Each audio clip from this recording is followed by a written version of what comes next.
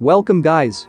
In this video, we will be comparing submachine guns aka SMG's stats and recoil patterns and find out which is best for you. But first, let me tell you a few things about SMGs and what they have common in all.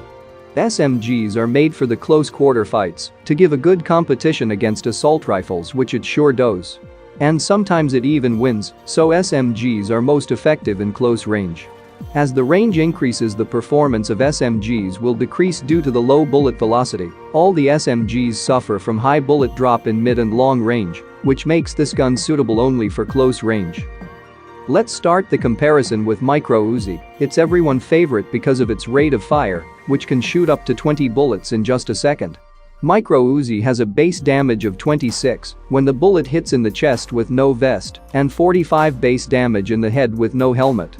So with a Micro Uzi, you can kill anyone in less than a second if you manage to hit the shots correctly. Uzi has bullet velocity of 350 meters per second, and as for mag size, it has 25 rounds and 35 when extended, and the reloading speed is 3 seconds and 2 seconds with quick draw mag. And now let's compare the recoil pattern with no attachments and full attachments.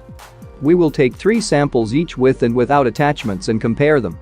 This is the results without any attachments. By the way, we are using extended mag in order to get 30 bullets in all the SMGs, and this does not affect the recoil at all. And now we will do the same exact test with full attachments. Comparing both recoil patterns, we see a big improvement using attachments. The vertical recoil is reduced by almost 40%. This is the lowest recoil in any fully automatic weapon in the game. And now the Vector. I think Vector is an underrated gun. It has a base damage of 32 when a bullet hits in the chest with no vest, and the headshot damage is 68 without a helmet. And it has a rate of fire up to 0.06 seconds, which can shoot up to 16 bullets in a second, and bullet velocity is identical to Uzi. And as for mag size, it has 19 rounds and 33 when extended. The extended mag is highly recommended for this weapon. And now the recoil pattern of a Vector. The first test will be without any attachments and 3 samples. And this is the result. Looking at the recoil pattern, we can see that we have tight spread in first 8 to 10 bullets, but the spray becomes inconsistency during the continuous spray. And now the same exact test with optimal attachments. This is the results. When we compare them side by side, the recoil is reduced by 30% when using attachments.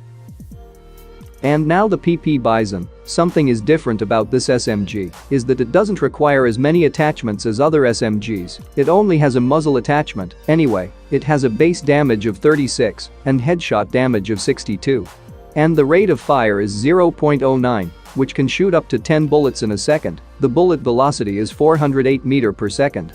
And the best thing about this SMG, it has 53 bullets in a single mag, and it doesn't use extended mag. As for reload speed, it's almost 4 seconds.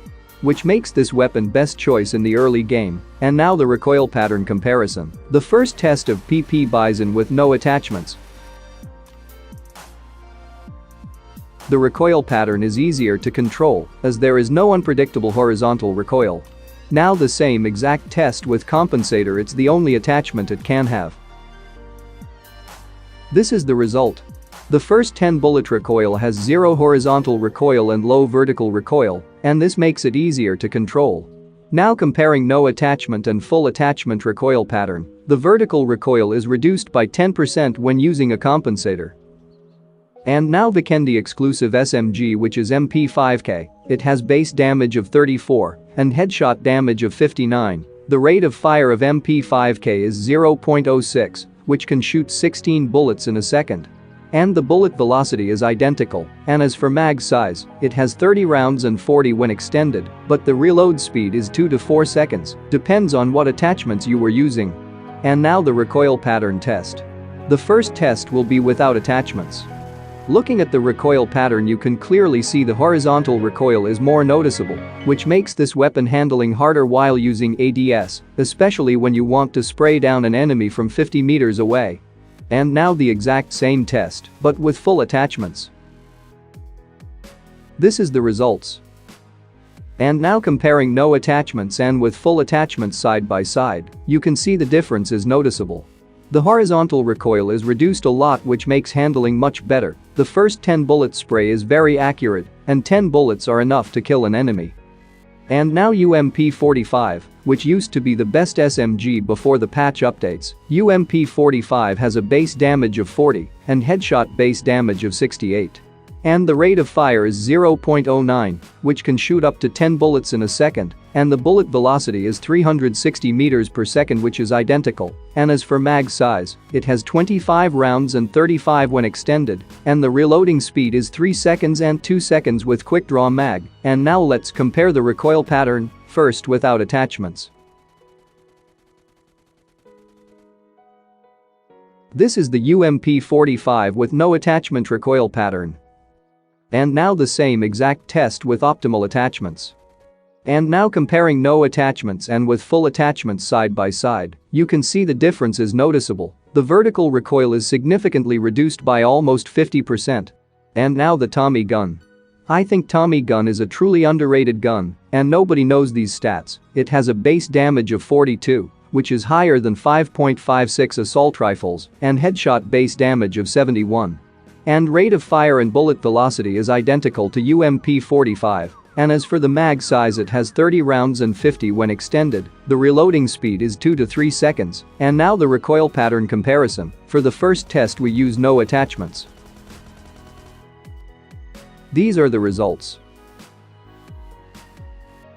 And now the same exact test with full attachments. Now comparing with and without attachments side by side.